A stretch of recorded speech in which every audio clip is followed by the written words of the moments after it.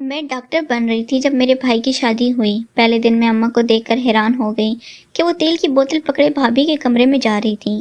میں بھی اماں کے پیچھے چلی گئی لیکن دروازے کے پاس جا کر رک گئی اور اندر کا منظر دیکھ کر میری جان نکل گئی کہ اماں تیل سے بھابھی کے پیٹ کی مالش کر رہی تھی اور بھابھی بڑے آرام سے لیٹی ہوئی تھی، اور ساتھ اماں بھابھی کو بول رہی تھی کہ اپنے شوہر کو نہ بتانا کیونکہ اس سے تم جلدی۔ میرے لیے آج کے دن کا دوسرا بڑا دھچکا تھا کیونکہ جب سے بھابھی بیاہ کر آئی تھیں انہوں نے مجھے اور اماں کو کچن میں قدم رکھنے سے منع کر دیا تھا کیونکہ وہ کچن کا ہر کام خود بخوبی سے انجام دے رہی تھی۔ میرے بھائی دوسرے شہر کپڑے کی مل میں سپروائزر تھے، آج ان کی واپسی تھی۔ عموماً جس دن بھائی نے آنا ہوتا بھابھی ان کے لیے اسپیشلی ہر کھانا خود بناتی اور پھر آخر میں خود بھی اچھا سے تیار ہو کر ان کا انتظار کرتی تھی، لیکن آج ایسا کچھ بھی نہیں ہوا تھا اور یہی غیر معمول واقعات مجھے پریشانی میں مبتلا کر رہے تھے۔ لیکن میں خاموشی سے یہ سب ہوتا دیکھ رہی تھی۔ کیوں اماں نے کچھ بھی بتانے سے سختی سے منع کر دیا تھا اور بھابھی خود کو کمرے میں بند کیے بیٹھی تھی۔ رات جب بھائی گھر آئے تو دسترخوان پر بھابھی کو نہ پا کر اماں سے ان کی غیر موجودگی کی وجہ پوچھنے لگے تو اماں نے ہڑبڑا کر بہانہ بنا دیا کہ ان کی طبیعت ٹھیک نہیں ہے۔ میں نے حیران ہو کر اماں کو دیکھا تو اماں نے مجھے سخت نظروں سے خاموش رہنے کا اشارہ کیا۔ میں بھی خاموش ہو گئی کہ چلو جب بھائی روم میں جائیں گے تو بھابھی سے بات کرنے کے بعد ویسے بھی سامنے ہی آ جائیں گے۔ ہم سب کھانا کھا کر اپنے کمروں میں روانہ ہو گئے، مگر چونکہ بھابھی کا کمرہ اندر سے لاک تھا تو بھائی کو مزید گھبراہٹ نے گھیرا، اس لیے وہ جلدی سے ڈپلیکیٹ کی لے کر دروازہ کھولنے لگے۔ بھائی جیسے ہی روم میں داخل ہوئے تو انہوں نے دیکھا کہ بھابھی ابھی تک روز ہی ہیں۔ بھائی نے جلدی سے اپنا روم اندر سے لاک کیا اور ان کے پاس چلے گئے۔ میں پانی دینے اماں کے کمرے میں گئی تھی اور جب واپس مڑنے لگی تو میں نے دیکھا بھائی بےانتہا غصے اور تیش سے اماں کے کمرے میں داخل ہوئے، لیکن مجھے دیکھ کر کہنے لگے چھوٹی تم اپنے کمرے میں جاؤ، مجھے اماں سے اکیلے میں بات کرنی ہے۔ میں بھائی کا حکم سنتے فوراً سے اماں کے کمرے سے نکل گئی، لیکن مجھے بھابھی کی صبح سے رونے کی وجہ جانی تھی، اس لیے مجبوراً دروازے کی اور میں چھپ کر ان کی باتیں سننے لگی، جن کو سننے سے مجھے اپنے کانوں پر شبہ ہونے لگا کہ آیا کہ میں کچھ غلط تو نہیں سن لیا۔ بھلا اماں ایسے کیسے کر سکتی ہیں؟ بھائی انتہائی غصے سے اماں سے کہہ رہے تھے کہ اماں آپ کو خدا کا واسطہ میری بیوی کی جان چھوڑ دیں، وہ بہت پاک باز ہے، بہت نیک سیرت ہے، اسے یہ کام مت کروائیں، جب اللہ نے ہمیں اولاد دینی ہوئی انشاءاللہ وہ خود دے دے گا، مگر میں آپ سے کہہ رہا ہوں اگر اب آپ میری بیوی کو کسی بھی 2 ٹکے کے بابے یا گلی محلے میں لوٹ مار مچانے والے کسی بھی پیر کے پاس لے کر گئی تو یاد رکھیے گا پھر میں اپنی بیوی کو لے کر یہ گھر چھوڑ کر چلا جاؤں گا، اور یہ صرف دھمکی نہیں ہے۔ بھائی کے گھر چھوڑنے کی بات پر اماں فوراً سے رونے لگی اور کہنے لگی کہ بیٹا میں تمہارے لیے یہ سب کر رہی ہوں، تمہاری اولاد کا منہ دیکھنے کے لیے ہی تو یہ جتن کر رہی ہوں، لیکن بیٹا اگر تجھے نہیں پسند تو میں نہیں لے کر جاؤں گی دوبارہ سے اسے، لیکن بیٹا دیکھ میں تیرے آگے ہاتھ جوڑتی ہوں، گھر چھوڑ کر مت جانا، میں کیسے رہوں گی تم لوگ کے بغیر۔ بھائی اماں کی بات سن کر نرم پڑ گیا اور ماں کو گلے لگا کر بولے کہ اماں میں کہیں نہیں جا رہا، لیکن پلیز یاد رکھیں میری بیوی بہت پاک باز ہے، اسے یہ سب اچھا نہیں لگتا، وہ بہت باپردہ ہے، خدا کے لیے اس کا حق پر وہ خراب مت کریں۔ اماں فوراً اس بات میں سر ہلانے لگیں۔ بھائی ان کے ماتھے پر بوسہ دیتے ہوئے اپنے روم میں چلے گئے۔ بھائی کے جاتی میں دروازے کی اور سے نکل کر اپنے روم میں چلی گئی، لیکن کمرے میں آتی میں لگاتار چکر کاٹنے لگی۔ میرے ذہن میں ایک ہی بات گردش کر رہی تھی کہ آخر اماں بھابھی کے ساتھ کیا کر رہی ہیں؟ اماں بھابھی کو آخر کون سے پیر کے پاس لے کر گئی تھی کہ بھائی بار بار ایک ہی بات کیے جا رہے تھے کہ اماں میری بیوی بہت پاک باز ہے، وہ یہ سب نہیں کر سکتی، ایسے یہ سب اچھا نہیں لگتا، کچھ تو گڑبڑ ضرور ہے، کچھ تو جھول ہے۔ یکدم میرے ذہن میں خیال آیا کہیں اماں بھابھی سے کچھ غلط کام تو نہیں کروا رہی۔ یہ سوچتے میں نے فوراً اپنی سوچ کی نفی کی کہ ایسا نہیں ہو سکتا، بھلا اماں بھابھی کے ساتھ ایسا کیوں کریں گی، اپنے بیٹے کا گھر کیوں برباد کریں گی؟ لیکن اگر ایسا کچھ نہ ہوتا تو بھائی اماں کو بار بار یہ کیوں کہتے کہ میری بیوی بہت پاک باز ہے؟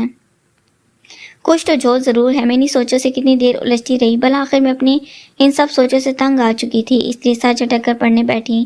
فوراً 1 ہفتہ ہم سب کے ساتھ گزار کر بھائی واپس اپنی جاب کے لیے دوسرے شہر چلے گئے۔ دن یوں ہی گزرنے لگے، لیکن اب سب پہلے جیسا ہونے لگا تھا۔ اماں اس دن کی بھائی کی دی جانے والی دھمکی کے بعد بھابھی کو کسی بھی پیر کے پاس نہیں لے کر گئی تھی، اس لیے بھابھی بہت خوش و مطمئن سی رہتی تھی۔ بھابھی اب ہر کام پہلے کی طرح کرنے لگی تھی، میرے ساتھ بھی بہت اچھا وقت گزارتی تھی، لیکن میں جب بھی ان سے اس دن جب روتے ہوئے گھر آئی پوچھتی تو وہ گھر آ کر بات بدل دیتی اور فوراً میرے پاس اٹھ کر چلی جاتی۔ مجھے ان کے اس رویے سے بہت حیرت ہوتی کہ آخر بھابھی اس طرح گھبرا کیوں رہی ہیں اور مجھے کچھ بتا کیوں نہیں رہی۔ دوسری طرف مجھے اماں کا رویہ بھی حیرت اور پریشانی میں مبتلا کر رہا تھا۔ وہ اکثر بھابھی کے کمرے میں گھس کر انہیں پتہ نہیں کیا کہتی رہتی، لیکن جیسے ہی میں ان کے کمرے میں داخل ہوتی تو اماں اور بھابھی دونوں ہی گھبرا جاتی، بلکہ اماں تو مجھے بہت سخت باتیں بھی سنا دیتی اور کبھی کبھی تو کمرے سے بھی نکل جانے کا کہہ دیتی۔ میں بے انتہا پریشان تھی اور حیرت زدہ بھی کہ آخر ایسا کیا خفیہ چل رہا ہے اماں اور بھابھی میں. ہاں کیوں ایسا رویہ اختیار کر رہی ہیں کہ جیسے اپنا کوئی راز چھپا رہی ہوں. کچھ تو تھا جو غلط تھا، کچھ تو ایسا ضرور تھا جو اماں ہم سب سے چھپا کر زبردستی بھابھی سے کہہ رہی تھی. لیکن وہ آخر کون سا راز تھا؟ مجھے اکثر یہ سارے سوالات پریشان رکھتے تھے. میں نہیں چاہتی تھی کہ میری معصوم سی بھابھی کے ساتھ کچھ ہو، لیکن مجھے بیچ بھی تو نہیں معلوم تھا میں اسے کیسے کسی پر بھی الزام لگا سکتی تھی. اس لیے میں مجبوراً خاموشی سے صحیح وقت کا انتظار کرنے لگی. اب گھر کا ماحول مجھے بہت گھٹن زدہ سا لگنے لگا تھا.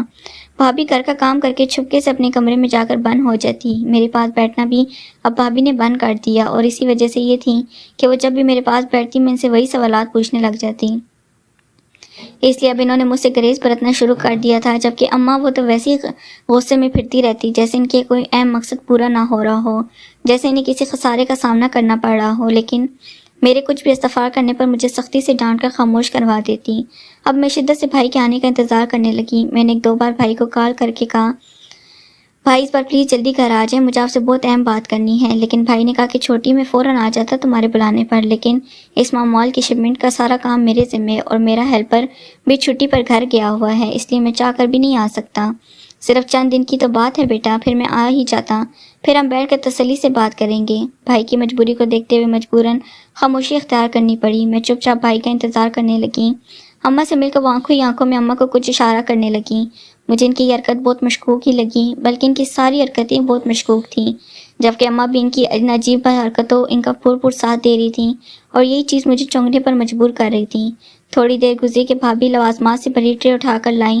بھابھی ٹرے رکھے الگ سلگ کے بعد اٹھ کر جانے ہی لگی کہ اماں کی دوست نائلہ آنٹی نے بھابھی کا ہاتھ زور سے پکڑ لیا. بھابھی نے مڑ کر ان کی طرف دیکھا، سوالیہ نظروں سے دیکھا تو آنٹی نائلہ نے کچھ بھی بولنے سے پہلے اماں بول پڑی کہ زری بیٹا تھوڑی دیر ہمارے پاس ہی بیٹھ جاؤ، میری دوست تم سے کچھ بات کرنا چاہتی ہیں. جبکہ بھابھی کی بات سن کر آنٹی اپنے چہرے پر بیزاری لاتے ہوئے بولی کہ لڑکی دعا کے ساتھ ساتھ دوا اور دم بھی ضروری ہوتا ہے، لیکن آج کل کی نسل کو کون سمجھائے. ان کی بات سنتے بھابھی اپنے آنسو پہنچے چپ چاپ اپنے کمرے میں چلی گئی. آنٹی بھی اماں سے مل کر فوراً رفو چکر ہو گئی. آنٹی نائلہ کے جانے کے تھوڑی دیر بعد بھابھی اپنے کمرے سے نکل کر اماں کے پاس آئیں اور اپنے آنسو صاف کر ان سے کہنے لگی ماں جی میں راضی ہوں اس پیر کے پاس جانے کے لیے، بس یہ بات کسی بھی طرح احسن کو پتہ نہ چلے. اماں مسکراتے ہوئے کہنے لگی کہ یہ تو بہت اچھا فیصلہ کیا، اور بھلا میں کیوں بتاؤں گی اپنے بیٹے کو، بلکہ تو خود خیال رکھنا کس طرح یہ بات اس کے کانوں تک نہ پہنچے. بھابھی روتے اماں سے کہنے لگی کہ بس اب مجھ سے مزید بانجھ بن کے تانے نہیں سننے جاتے، بس اسی لیے میں نے فیصلہ لیا، اور آپ بے فکر ہیں میں یہ بات ہرگز احسن کو نہیں بتاؤں گی. اگر آپ کو ویڈیو اچھی لگی پلیز چینل کو لازمی سبسکرائب کریں. شکریہ.